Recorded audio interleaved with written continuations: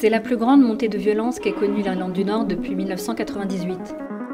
Police in Northern Ireland have used water cannon tonight as more petrol bombs and fireworks were thrown on the 7th night of violence on the streets of Belfast. Des unionistes fidèles au Royaume-Uni ont mené de violentes émeutes durant 10 jours consécutifs pour protester notamment contre les modalités du Brexit. It's a new generation engaged in the sort of confrontation that belongs in the last century. Depuis sa création en 1921, l'Irlande du Nord est tiraillée entre deux communautés. Les unionistes protestants, d'un côté, veulent à tout prix rester attachés au Royaume-Uni. De l'autre, les nationalistes catholiques veulent être intégrés à la République d'Irlande et surtout être indépendants. Alors aujourd'hui, 23 ans après la signature des accords de paix du Vendredi Saint, l'Irlande du Nord est-elle en train d'ouvrir un nouveau chapitre de tension ?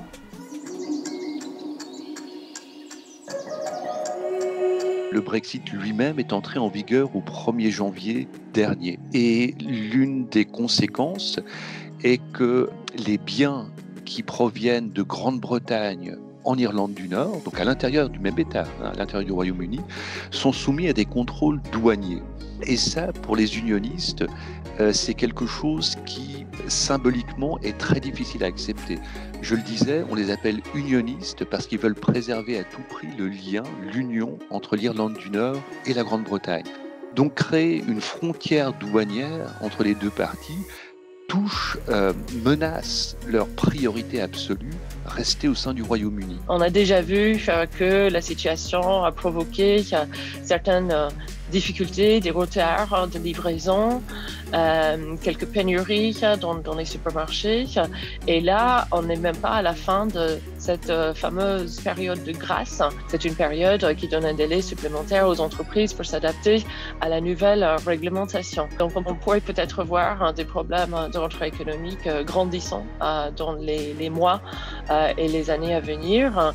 Donc, voilà un élément très important pour comprendre ces émeutes. Le Brexit, cette crainte au sein de la population unioniste d'avoir été en quelque sorte abandonnée, trahie, diraient certains, parce que de fait, le Premier ministre britannique, Boris Johnson, qui est l'architecte du Brexit, leur a promis de manière on ne peut plus explicite que lui, vivant, lui, Premier ministre, il n'y aurait jamais de contrôle douanier entre la Grande-Bretagne et l'Irlande du Nord.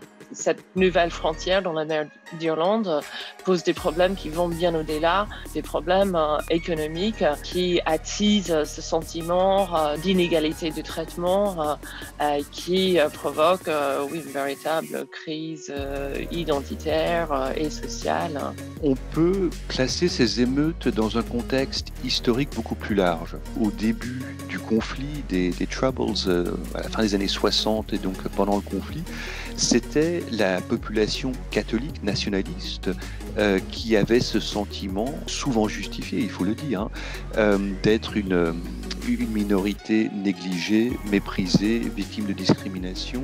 Et tout cela a bien évidemment contribué au début du conflit. Aujourd'hui, il y a une situation qui a été un petit peu inversée. Je m'explique, ce sont plutôt les protestants unionistes qui ont le sentiment d'être négligés, voire méprisés. L'Irlande du Nord avait été complètement oubliée pendant la campagne, juste avant le référendum de 2016 sur le Brexit. Personne au gouvernement britannique a vraiment pris en compte les problèmes que ça pouvait provoquer. Il y a vraiment ce sentiment d'inégalité de traitement. Les unionistes, ils ont l'impression, dans le contexte du Brexit, que tout a été fait pour éviter le renforcement de la frontière terrestre entre l'Irlande du Nord et l'Irlande du Sud, et que le protocole a été mis en place par crainte de représailles républicaines, mais complètement au détriment de leurs propres intérêts. Entre les deux communautés, il y a cette hostilité latente. Certes, depuis 1998, le conflit est terminé, mais il n'y a pas eu de véritable réconciliation. Il y a ce que certains observateurs appellent une paix froide. Tous les problèmes n'ont pas été résolus par les accords de paix de 1998. Je dis toujours qu'il ne faut jamais oublier que c'est un processus de paix. C'est un processus qui est toujours en cours. On voit que les institutions locales sont très fragiles. L'Assemblée nord-irlandaise a été suspendue à plusieurs reprises depuis sa création en 1999. Il y a notamment à Belfast, c'est moins vrai dans les zones rurales, mais c'est vrai aussi dans d'autres villes comme Londonderry par exemple. L'organisation spatiale de la ville est structurée autour de ce clivage. La société en elle-même reste profondément divisée. On voit cette division dans l'éducation. La plupart des jeunes nord-irlandais, ils assistent à des écoles qui sont soit catholiques, soit protestantes. Il n'y a que 7% des écoliers qui assistent à des écoles mixtes.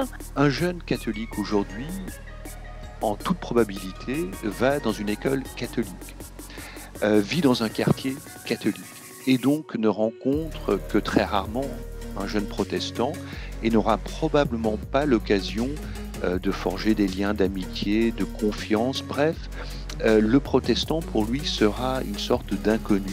Vous avez sûrement entendu parler aussi de ces fameux murs de la paix, et ce sont vraiment des murs séparant physiquement des catholiques et des protestants. Il y a plus de 60 murs de ce type en Irlande du Nord aujourd'hui, bien plus que le nombre qu'il y avait au moment de la signature des accords de paix en 1998. Il y a cette culture qui remonte au moins à la moitié du 19e siècle. Les émeutes n'ont rien de nouveau, ça ne choque pas. Pour ces jeunes qui n'ont pas beaucoup de perspectives, qui vivent vraiment dans des situations très défavorisées, ils ne voient pas un avenir très lumineux, ils ne voient pas les dividendes de ces accords de la paix. Pour eux, s'engager dans ces émeutes, c'est une façon de s'affirmer, justement, d'avoir un peu de respect au sein de leur propre communauté. C'est vrai que ces jeunes, justement, n'ayant pas connu le conflit, ne se rendent sans doute pas compte du risque que ces émeutes, éventuellement, dégénèrent. Aller jusqu'à un retour des Troubles, non, j'y crois pas forcément, je l'espère pas. Les tensions sont toujours là, mais voilà, j'espère qu'il n'y aura pas de retour vers la guerre civile.